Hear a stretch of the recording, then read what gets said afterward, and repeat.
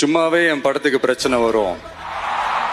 இதுல வேற நான் வேற ட்ராக்கை நோக்கி போறேன். இப்போ லைஃப்ல நீங்க முன்னேறணும் அப்படின்னா நண்பர்கள் இருக்காங்களோ இல்லையோ, வலுவான எதிரிகள் இருக்கணும். சும்மா வர்றவங்க போறவங்களெல்லாம் எதிர்த்துட்டு இருக்க முடியாது இல்லையா? வலுவா இருக்கிறவங்கள தானே எதிர்க்க முடியும். அப்பதானே நாம ஜெயிக்கிற அளவுக்கு வலிமையா இருக்கோம்னு அர்த்தம்.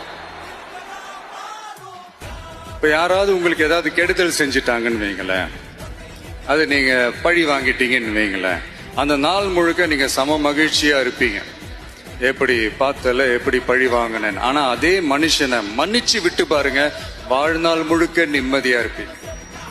அதனால யாரையும் கஷ்டப்படுத்துறதுக்கோ, யாரையும் அவமானப்படுத்துறதுக்கோ, யாரையும் பழி வாங்குறதுக்கோ இல்லைங்க இந்த வாழ்க்கை.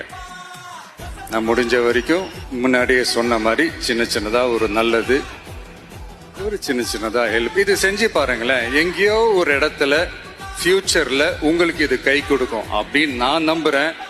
பிடிச்சிருந்தா எடுத்துக்கங்க, இல்லைன்னா விட்டுருங்க.